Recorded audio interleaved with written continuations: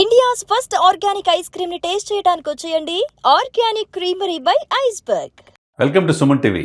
చిరంజీవి గారి మనశంకర వరప్రసాద్ ట్రైలర్ నిన్ననే తిరుపతిలో రిలీజ్ అయింది. చాలా అద్భుతంగా, ఎందుకంటే పరమ పవిత్రమైన కలియుగ దైవం శ్రీ వెంకటేశ్వర స్వామి సన్నిధిలో మనశంకర వరప్రసాద్ ట్రైలర్ రిలీజ్ అవ్వటం అంటే మామూలు విషయం కాదు. ఎందుకంటే అనిల్ రావిపూడికి బాగా సెంటిమెంట్. ఏ సినిమా తీసినా అక్కడే ట్రైలర్ రిలీజ్ చేస్తూ ఉంటారు. మరి 6 సినిమాలు అంటే డబుల్ హ్యాట్రిక్ సాధించిన అనిల్ రావిపూడి ఈ సినిమా చాలా ప్రెస్టేజ్ గా తీసుకున్నారు. ఎందుకంటే ఒక అభిమానిగా చిరంజీవి గారిని చూసి ఎదిగాడు. ఒక అభిమానికి ఏ విధమైన చిరంజీవి గారిలో కావాలి అనుకుంటున్నారో అన్ని ఈ సినిమాలో ఉంటాయని నిన్న ఆయన స్పీచ్ లో అర్థమైంది. ఈ యొక్క ట్రైలర్ చూస్తే సంక్రాంతికి వచ్చే అన్ని సినిమాల రికార్డులు శంకర వరప్రసాద్ బదులు కొట్టేట్టుగా కనపడతా ఉంది. ఎందుకంటే ఆయన టైమింగ్ కావచ్చు, ఆయన యాక్షన్ కావచ్చు నెక్స్ట్ లెవెల్లో ఉంది. అనిల్ రావిపూడి గారు మాట్లాడుతా చిరంజీవి గారి మరి నటన ఇంకొక 100 రెట్లు పెరిగినట్లుగా ఈ సినిమా చూస్తామని చెప్పేసి అన్నారు. అంటే దాన్ని బట్టి ఈ సినిమా ఎలా ఉండబోతుంది. జనవరి 12 డేట్ ఫిక్స్ చేశారు. తర్వాత ప్రమోషన్స్ నెక్స్ట్ లెవెల్లో ఉన్నాయి. ఈ సినిమాకి పోటీగా చాలా సినిమాలు ఉన్నాయి సంక్రాంతి బరిలో. దాంట్లో ప్రధానంగా చెప్పుకుంటే ఈ శంకర వరప్రసాద్ సినిమా చిరంజీవి గారిది 150 కోట్లు పెట్టి తీస్తే ఆ 150 కోట్లు తరాగణం అతనికి చిరంజీవి గారితో పాటు అందరికి రెమ్యునేషన్ 105 కోట్లు వెళ్ళిపోతుంది. మిగతా 40 కోట్ల రూపాయలు మిగతా దానికి ఆ బడ్జెట్ మొత్తం కంప్లీట్ కలిపి 150 కోట్లతో ఈ సినిమా తీస్తే రాజాసాబ్ దాదాపు 2.5 సంవత్సరాలు మారుతి డైరెక్షన్ లో, తర్వాత క్రైమ్ థ్రిల్లర్ గా పీపుల్స్ మీడియా ఫ్యాక్టరీ విశ్వప్రసాద్ గారు తీసిన ఈ సినిమాకి ఖర్చు 450 కోట్లు. అది 9 తారీఖు రిలీజ్ అవుతుంది, ఇది 12 తారీఖు రిలీజ్ అవుతుంది. ప్రధానంగా పోటీ మనకేం కనపడుతుందంటే ఈ 2 సినిమాల మధ్య పోటీగా కనపడతా ఉన్నది.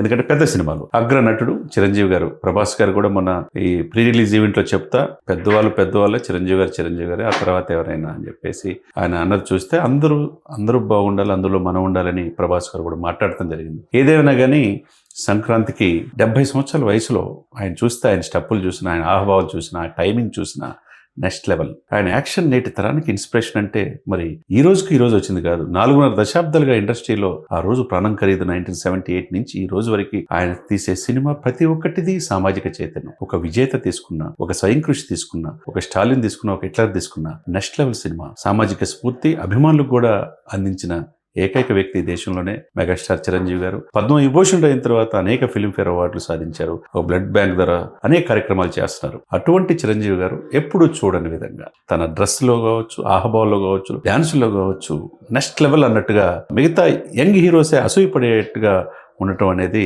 చెప్పుకోదగ్గ విషయం. మరి సంక్రాంతి బరిలో నేను ఉన్నానని ముందే ఖర్చు వేసిన చిరంజీవి గారికి ఈ సినిమా అన్ని రికార్డులు బ్రేక్ చేస్తుందని అందరూ చెప్తున్నమాట.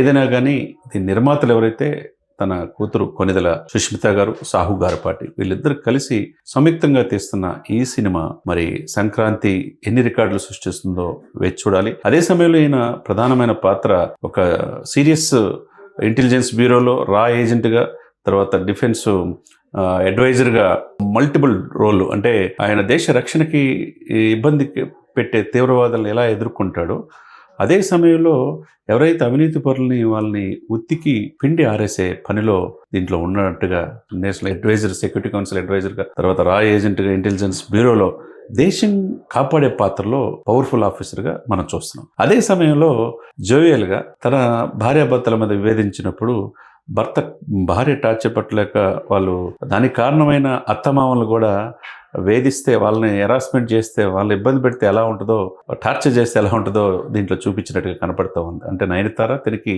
ఏదో ఫ్యామిలీ గొడవల మధ్య విభేదనం రావటం, మధ్యలో వెంకటేష్ గారి యొక్క ఇది ఏం జరగబోతుంది, దీంట్లో ఏ విధంగా అలరించబోతున్నాడు అనేది మనం చూడాలి. ఏదైనా కానీ సంక్రాంతికి సకుటుంబ సపరివార సమేతంగా ఈ సినిమా చూడవచ్చు అనే భావన ఈ ట్రైలర్ లో కనపడతా ఉన్నది. మరి డెఫినెట్ గా సినిమా హిట్ అయ్యే అవకాశం ఉంది. అది హిట్ ఏ రికార్డులు చెరిపేస్తుందో మనం వేచి చూడాలి. ఏదేమైనా కానీ వెంకటేష్ గారు, చిరంజీవి గారు గతంలో మనం చూసాం గోపాలలో పవన్ కళ్యాణ్ గారు, వెంకటేష్ గారు నెక్స్ట్ లెవెల్ ఉంది ఆ సినిమా. ఇప్పుడు తన అన్నతో చిరంజీవి గారితో చేస్తున్నారు. ఇరువురు దాదాపు 4 దశాబ్దాల చలనచిత్ర అనుభవం ఉన్నదే. ఇద్దరు నటన నెక్స్ట్ లెవెల్ మనం చూసాం. అంతకుముందు సంక్రాంతి 2 సినిమాలు చూసినా నెక్స్ట్ లెవెల్ యాక్షన్, కుటుంబం మొత్తం వచ్చేట్టుగా వెంకటేష్ గారి యాక్షన్ ఉంటుంది. ఎంత ఎత్తుకెదిగినా ఒదిగే లక్షణం వెంకటేష్ గారికి. అదే విషయంలో చిరంజీవి గారు కూడా సేమ్. వెంకటేష్ గారి పాత్ర ఈ శంకర వరప్రసాద్లో 30 నిమిషాల పైన ఉంటుంది అంటున్నారు. ఏదైనా కానీ 2 గంటల 41 నిమిషాల ఈ యొక్క నిడివిగల ఈ ట్రైలర్ అనేది ఆంధ్రప్రదేశే కాకుండా, తెలుగు రాష్ట్రాలే కాకుండా ప్రపంచవ్యాప్తంగా ఉన్న అభిమానులందరినీ అలరించింది. ఎక్కడైనా ఒక ట్రైలర్ రిలీజ్ అయినప్పుడు మిక్స్డ్ టాక్ ఉంటుంది, కానీ అందరూ కూడా 100% ఈ సినిమా ట్రైలరే ఎలా ఉంటే సినిమాలో ఎలా ఉండబోతుంది, నయనతార అద్భుతమైన ఇది, వీళ్ళిద్దరి మధ్య కెమిస్ట్రీ బాగుంటుంది. ప్రముఖ తారాగణం ఉంది. రామజోగయ్య శాస్త్రి పాటలు కావచ్చు, తర్వాత సంగీతం కావచ్చు, తర్వాత ఫోటోగ్రఫీ కావచ్చు, ఏ విధంగా చూసుకున్నా చిరంజీవి గారిని ఇప్పుడు మునిపెన్నడూలు చూడ విధంగా అందంగా ఈ సినిమాలో కనపడుతున్నారు. కాబట్టి ఒకవైపు సీరియస్గా దేశ రక్షణ కాపాడే ఇంటెలిజెన్స్ ఆఫీసర్గా, ఇంకోవైపు భార్యాభర్తలు గొడవ వచ్చినప్పుడు అందరి కుటుంబాల్లో వచ్చాయి. ఆ టైంలో విడిపోయే పరిస్థితి వచ్చినప్పుడు దానికి కారణమైన భావించిన అత్తమామల్ని ఏ విధంగా చిరంజీవి గారు వాళ్ళని ఏడిపిస్తాడనేది సన్నివేశాలు కూడా కనపడుతూ ఉన్నాయి. ఏదైనా 4 పాటలు ఉన్నాయి. తర్వాత సంగీతానికి నెక్స్ట్ లెవెల్ ఉన్నది. తర్వాత తారాగణం కూడా అద్భుతంగా ఉన్నది. చాలా రోజుల తర్వాత ఈ సంక్రాంతికి 2026 సంక్రాంతికి జనవరి 12న ఈ సినిమా మిగతా సినిమాల కంటే భిన్నంగా కుటుంబం మొత్తాన్ని 2.5 గంటల పాటు థియేటర్లో కూర్చోబెట్టే విధంగా ఉంటుంది అనటంలో అనిల్ రావిపూడి చెప్పిన దాంట్లో ఎటువంటి అతిశయోక్తి లేదు. ఎందుకంటే సక్సెస్కి చిరునామా అనిల్ రావిపూడి. మరి ఖర్చు కనకడకుండా నిర్మాతలు సాహు గారిపెట్టి కావచ్చు, సుష్మిత గారు కావచ్చు తీయటం జరిగింది. లొకేషన్లు కూడా నెక్స్ట్ లెవెల్ ఉన్నాయి. ఫోటోగ్రఫీ కూడా అంతగా మించి అన్నట్టుగా ఉంది.